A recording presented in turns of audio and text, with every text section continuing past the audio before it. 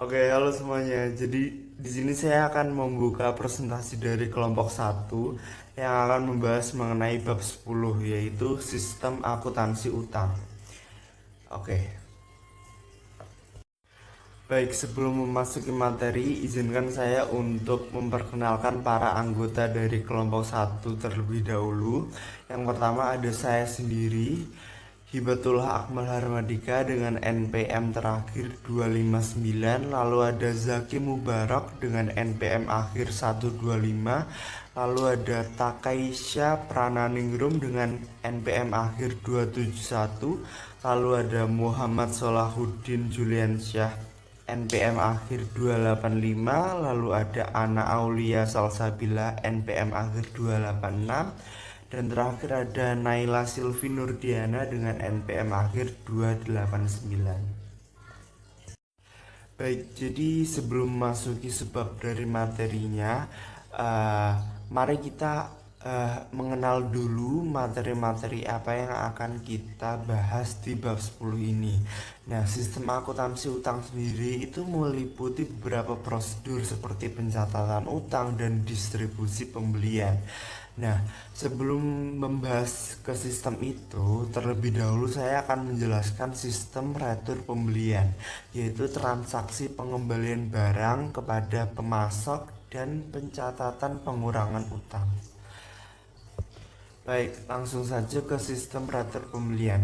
Nah, sistem retur pembelian ini berprinsip seperti barang yang diterima dari pemasok itu terkadang tidak sesuai surat order pembelian, baik karena spesifikasi tidak cocok maupun kerusakan dalam pengiriman ataupun keterlambatan. Untuk itu, perusahaan itu menggunakan sistem retur pembelian ini untuk mengembalikan barang yang sudah dibeli. Seperti itu. Baik, selanjutnya di sini ada beberapa fungsi yang terkait dalam sistem retur pembelian. Yang pertama itu ada fungsi pembelian. Nah, fungsi pembelian sendiri ini dia bertanggung jawab untuk mengeluarkan memo debit untuk retur pembelian. Untuk penjelasan memo debit akan saya jelaskan di slide berikutnya. Lalu ada fungsi gudang. Fungsi gudang sendiri dia bertanggung jawab untuk menyerahkan barang kepada fungsi pengiriman seperti yang tercantum dalam tembusan memo debit yang diterima dari fungsi pembelian. Lalu yang ketiga ada fungsi pengiriman. Singkatnya, fungsi pengiriman itu mengirimkan barang yang dikembalikan kepada pemasok sesuai memo debit. Yang terakhir ada fungsi akuntansi. Nah, fungsi akuntansi dalam sistem retur pembelian ini dia bertanggung jawab untuk mencatat beberapa tanggung jawabnya seperti transaksi retur pembelian dalam jurnal retur pembelian atau jurnal umum. Lalu ada uh, mencatat pengurangan harga pokok persediaan dalam kartu persediaan, lalu yang terakhir untuk mencatat pengurangan utang dalam kartu utang. Nah, jadi di sini ada beberapa dokumen dalam sistem retur pembelian yang sudah saya terapkan di sini contoh-contohnya. Yang pertama itu ada memo debit. Nah, memo debit sendiri itu merupakan formulir yang diisi oleh fungsi pembelian yang memberikan otorisasi bagi fungsi pengiriman untuk mengirimkan kembali barang yang telah dibeli oleh perusahaan, dan bagi fungsi akuntansi untuk mendebit akun utang karena transaksi retur pembelian. Nah, contohnya seperti gambar yang tertera yang di atas. Lalu yang kedua itu adalah laporan pengiriman barang. Nah, dokumen ini dibuat oleh fungsi pengiriman untuk melaporkan jenis dan kuantitas barang yang dikirimkan kembali kepada pemasok sesuai dengan perintah retur pembelian dalam memo debit dari fungsi pembelian. Contohnya seperti gambar yang tertera di bawah ini. Baik, selanjutnya ada catatan akuntansi yang digunakan dalam retur pembelian. terdapat 3 catatan yang digunakan. Yang pertama ada jurnal retur pembelian atau jurnal umum. Yang kedua ada kartu persediaan. Yang ketiga ada kartu utang. Yang pertama yaitu jurnal retur pembelian atau jurnal umum. Jurnal umum ini digunakan untuk mencatat transaksi retur pembelian yang mengurangi jumlah persediaan dan utang dagang. Jika perusahaan tidak menggunakan jurnal khusus karena rendahnya frekuensi transaksi retur pembelian, perusahaan menggunakan jurnal umum ini untuk mencatat transaksi-transaksi tersebut. Yang kedua kartu persediaan. Nah, kartu persediaan dalam sistem retur pembelian ini adalah sebuah catatan yang digunakan untuk mencatat berkurangnya harga pokok persediaan karena dikembalikannya sebuah barang yang telah dibeli kepada pemasoknya. Yang ketiga ada kartu utang. Dalam sistem retur pembelian, kartu utang digunakan untuk mencatat berkurangnya utang kepada debitur akibat adanya pengembalian barang kepada debitur. Jika perusahaan menggunakan voucher payable prosedur, berkurangnya utang kepada debitur dicatat dengan cara mengarsipkan memo debit dalam arsip bukti kas keluar yang belum dibayar menurut nama debitur. Selanjutnya, apa saja sih jaringan prosedur yang menjadi pembentuk sistem retur pembelian? Ada 3 prosedur yang menjadi sistem pembentuk retur pembelian. Yang pertama ada prosedur perintah pengembalian atau retur pembelian. Yang kedua ada prosedur pengiriman barang ke pemasok. Yang ketiga prosedur pencatatan utang. Yang pertama yaitu prosedur perintah retur pembelian. Retur pembelian terjadi atas perintah fungsi pembelian kepada fungsi penerimaan untuk mengirimkan kembali barang yang sudah diterima kepada pemasok yang bersangkutan. Dokumen yang digunakan oleh fungsi pembelian untuk memerintahkan fungsi pengiriman mengembalikan barang ke pemasok adalah memo debit. Yang kedua ada prosedur penerimaan barang. Dalam prosedur ini, fungsi pengiriman mengirimkan barang kepada pemasok sesuai dengan perintah retur pembelian tercantum dalam memo debit dan membuat laporan pengiriman barang untuk transaksi retur pembelian tersebut. Yang terakhir ada prosedur pencatatan utang. Dalam prosedur ini, fungsi akuntansi memeriksa dokumen-dokumen yang berhubungan dengan retur pembelian, seperti memo debit dan laporan pengiriman barang, dan mencatat berkurangnya utang dalam kartu utang untuk mengarsipkan dokumen memo debit sebagai pengurangan utang. Selanjutnya saya akan membahas tentang unsur pengendalian internal yang kedua, yaitu sistem otorisasi dan juga prosedur pencatatan. Demi menjaga aset perusahaan yang diperlukan catatan berkualitas dan juga otorisasi yang jelas. Seperti otorisasi atas retur pembelian dilakukan dengan pembubuhan tantangan oleh pegawai yang memiliki wewenang. Setelah itu setiap transaksi catat dalam catatan akuntansi dengan catatan yang tertentu. Beberapa contoh pengotorisasian catatan ada 2, yaitu memo debit untuk retur pembelian diotorisasi oleh fungsi pembelian.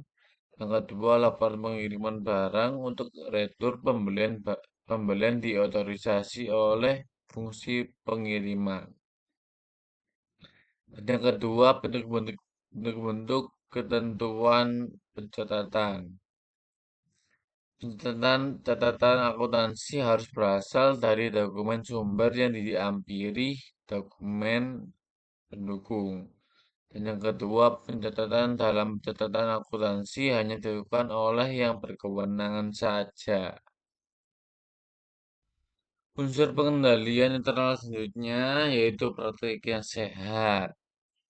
Bentuk-bentuk dalam praktek yang sehat terdapat dua bentuk, yaitu penggunaan formulir bernomor urut tercetak. Salah satu cara pengawasan formulir jangan adalah merancang formulir yang bernomor urut tercetak. Dalam sistem teratur pembelian, formulir pokok, memo debit, dan laporan pengiriman barang harus bernomor urut tercetak dan penggunaannya dipertanggungjawabkan oleh fungsi terkait. Dan yang kedua, catatan yang berfungsi sebagai buku pembantu. Begitu pembantu utang secara periodik rekonsiliasi dengan akun kontrol utang dalam buku besar. Berikut ini merupakan bagan alir atau flowchart dalam dokumen sistem retur pembelian. Flowchart yang sebelah kiri merupakan flowchart sederhana yang didapatkan dari tiga jenis bagian, yaitu bagian pembelian, bagian pengiriman, dan terakhir bagian gudang. Dan flowchart yang sebelah kanan merupakan flowchart yang lebih advance atau lebih ahli, sama didapatkan dari tiga bagian juga, bagian jurnal, tapi bedanya sekarang bagian jurnal, bagian utang, dan juga bagian kartu persediaan. Baik, selanjutnya yaitu prosedur pencatatan hutang. Di sini ada dua metode pencatatan hutang. Yang pertama yaitu account payable procedure dan yang kedua yaitu voucher payable procedure. Nah, catatan hutang sendiri itu adalah kartu hutang yang diselenggarakan untuk tiap-tiap kreditur. Nah, kita bahas account payable procedure.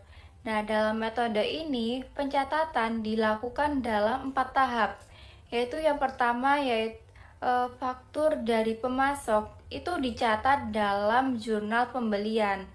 Nah, sedangkan tahap kedua itu informasi dalam jurnal pembelian tersebut itu diposting ke dalam kartu hutang. Selanjutnya, cek dicatat dalam pengeluaran kas. Dan langkah terakhir yaitu informasi dalam jurnal pengeluaran kas yang terkait dengan pembayaran hutang tadi itu diposting ke dalam kartu hutang. Lalu kita bahas voucher account procedure. Nah, jika dalam metode account payable procedure ini pencatatan hutang itu ada 4 tahap. Namun, kali ini hanya dilakukan dalam 2 tahap aja, yaitu yang pertama, pencatatan hutang dalam register bukti kas keluar dan jurnal pengeluaran kas. Dalam kasus pencatatan tersebut, pencatatan dilakukan hanya dalam 1 tahap aja. Baik, sekarang apa aja sih dokumen dan catatan akuntansi yang digunakan account payable procedure? Nah, untuk dokumen sendiri itu ada faktur dari pemasok dan kwitansi tanda terima uang yang telah ditandatangani oleh pemasok.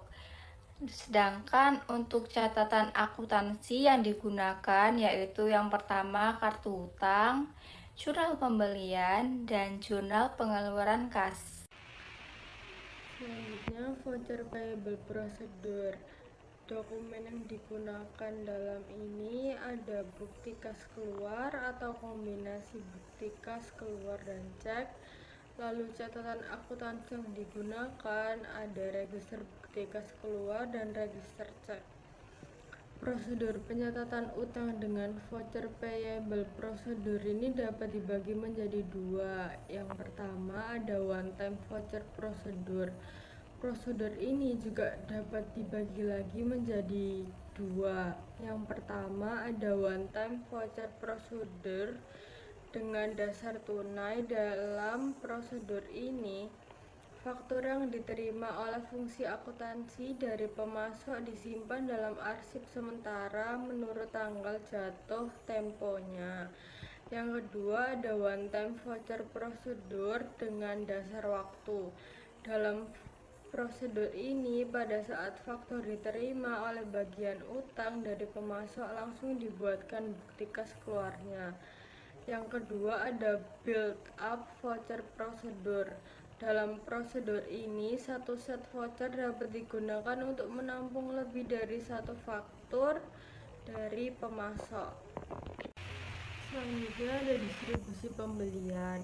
Distribusi adalah prosedur peringkasan rincian yang tercantum dalam media dan pengumpulan total ringkasan tersebut untuk keperluan pembuatan laporan.